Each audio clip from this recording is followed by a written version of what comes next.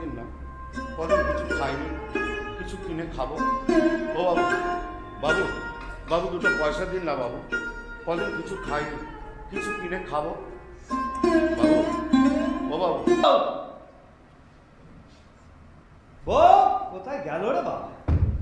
এই এই খবরদার, খবরদার, তুমি ঘরে ঢুকবে না। বেরো, বেরো বলছি, এক্ষুনি বেরিয়ে যাও।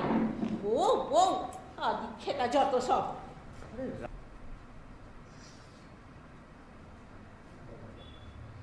কাকা, আপনি আপনি যে করে হোক এই লোকটাকে এখান থেকে বিদায় করুন কাকা, যে করে হোক এখান থেকে বিদায় করুন।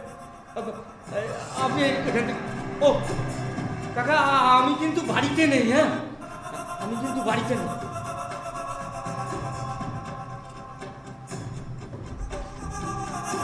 আমি মানুষটা কিন্তু খুব খারাপ জানে, ওদের বলবেন যে কালকের মধ্যে যদি সমস্ত টাকা না দেয় তাহলে আদায়টা কিভাবে করতে হয় সেটা বিশু খুব ভালো করে জানে, বলে দেবে।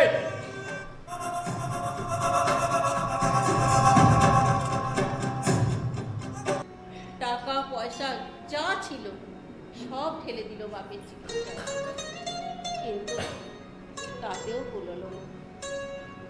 আমাদের খানিকটা জায়গা জমিও ছিল, শেষ পর্যন্ত সেগুলোও বিক্রি করতে হলো। জায়গা জমিও বিক্রি করে দিল? দিল কাকা, কিন্তু তাতেও তো কুলোলো না। আর তারপরেই তো শুরু হলো এই সব মানুষজনের কাছে টাকা ধার করা। তা মানে পঞ্চায়েত প্রধান নিজে মুখে আমাকে বলেছে কাজ বাজ না থাকলে একবার দেখা করতে।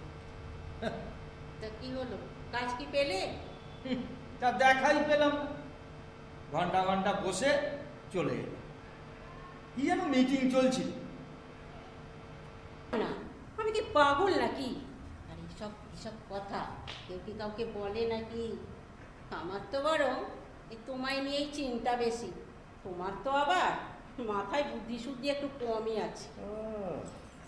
আমার মাথায় বুদ্ধি কম, আর ওনার মাথায় বোধ হয় বুঝি খুব বেশি বুদ্ধি।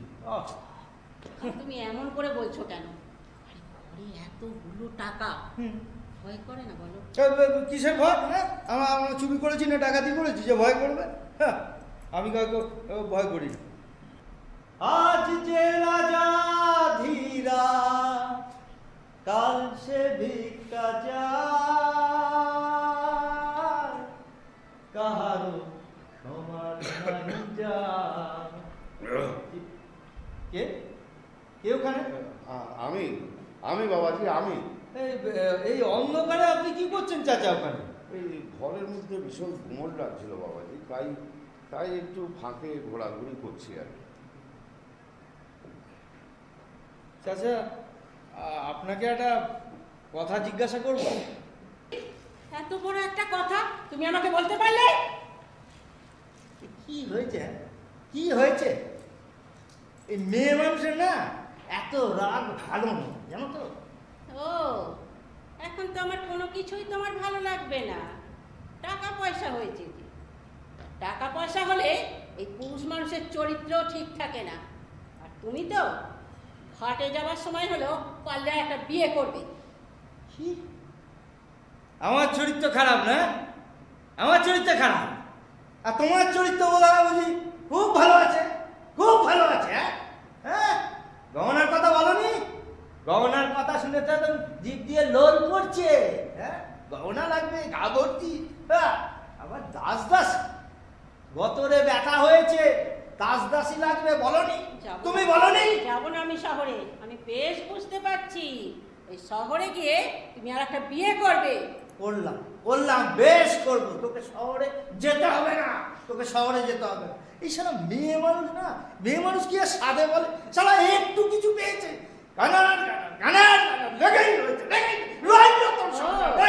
আমি আমি ঘ্যানর ঘ্যানর করছি, আর তোমার মুখে বুঝি ফুল চন্দন পড়ছে?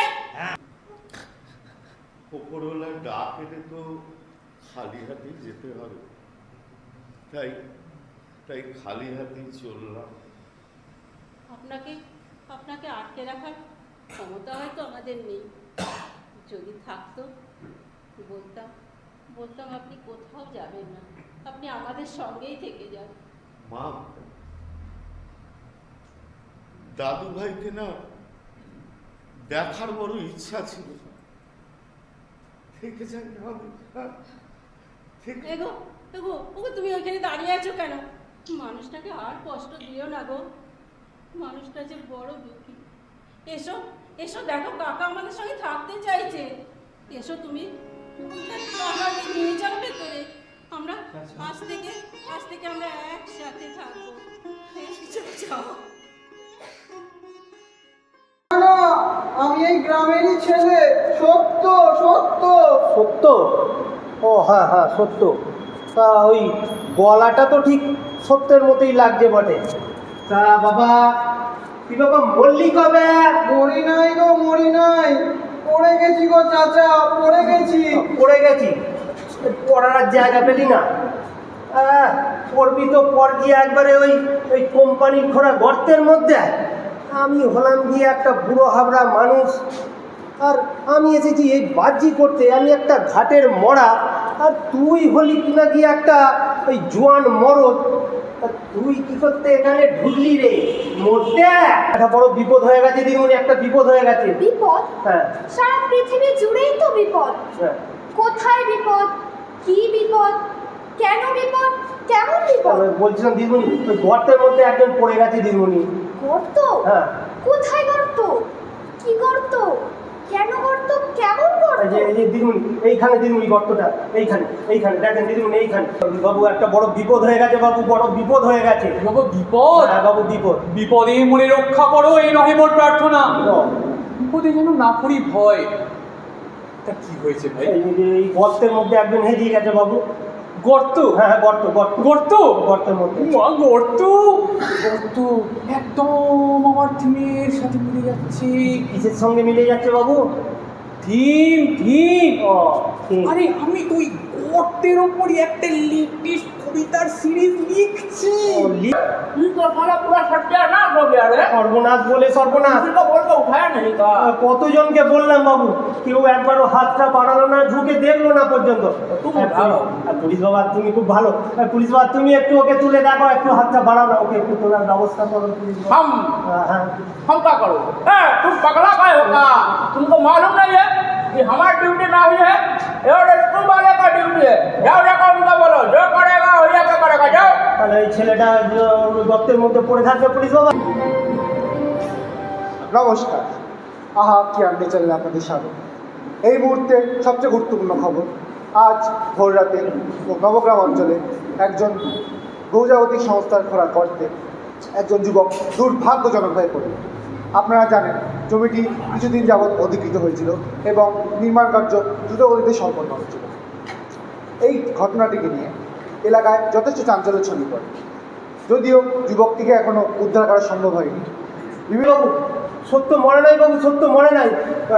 ও এখনো বেঁচে আছে বাবু, এখনো বেঁচে আছে। ও বুড়ো, কি উল্টো পাল্টা বকছো কেন বাবু? ঠিকই তো বলছি। আমি আমি তো নিজের চোখে দেখেছি ওকে, ওর সঙ্গে কথাও বলেছি। ও এখনো গোঙানিটা শোনা যায় বাবু। এসব উল্টো পাল্টা জিনিস একা দেখছো আর একা শুনছো কি, তাই তো? না না, তা কেন হবে? আপনাদের ওই চিৎকার চেঁচামেচিটা একটু থামান, একটু কান পেতে শোনেন বাবু, আপনারাও শুনতে পাবেন বাবু। এখন ওইসব হবে না, আন্দোলন চলছে দেখতে পাচ্ছ না? যাও এখান থেকে। দেখুন, আমি এসেছি যাতে একটা ওয়ে আউট বের করা যায়, আর যতক্ষণ না সেটা হচ্ছে ততক্ষণ। কি আপনি আমাদের শান্তিপূর্ণ সমাবেশ থেকে বের করে দিতে চাইছেন? বল প্রয়োগ? দেখুন দেখুন আপনারা, আমাদের শান্তিপূর্ণ গণতান্ত্রিক আন্দোলনের উপর কি নিদারুণ অশান্তিপূর্ণ অগণতান্ত্রিক আক্রমণ। দেখুন, আপনারা ভুল বুঝছেন। বাবা বেঁচে আছিস তোরে সত্য? হ্যাঁ গো চাচা, বেঁচে আছি। কাউরে কি পেলে চাচা? না রে বাবা, কাউরে পেলাম না। এই জগতে বাঁচতে গেলে নিজেকেই বাঁচতে হবে রে, উঠতে গেলে নিজেকেই উঠতে হবে। ওকে সত্য, আমি আছি বাবা, আমি আছি রে। নে সত্য, ওঠ বাবা, ওঠ ওঠ সত্য, ওঠ ওঠ সত্য রে, ওঠ ওঠ।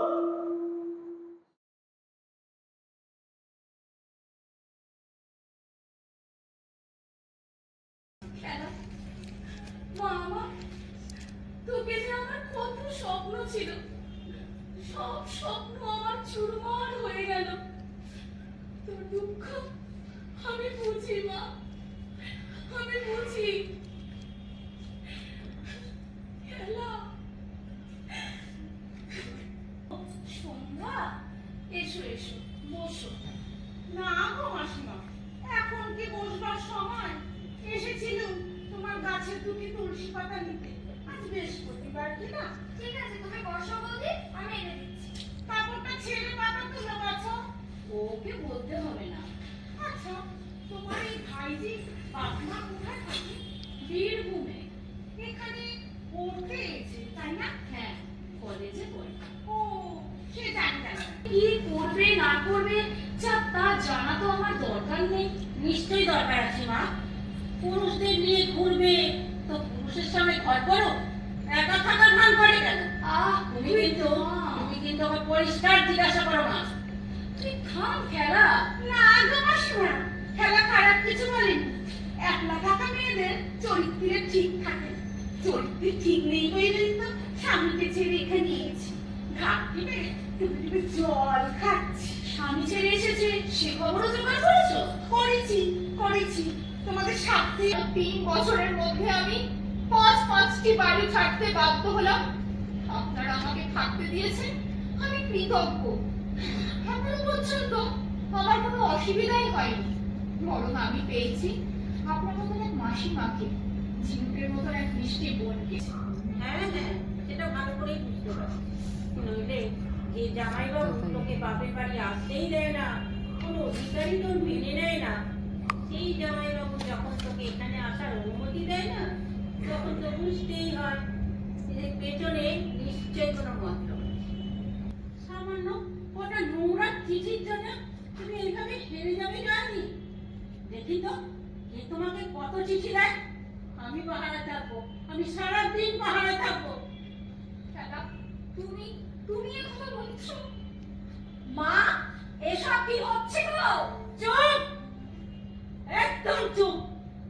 একটা কথাও বলবি না তুই, একটা কথাও বলবি না। শোনো জয়াদি, মা না মরা পর্যন্ত তুমি তো থাকতে পারছোই, আর তারপরের লড়াইটা না আমার।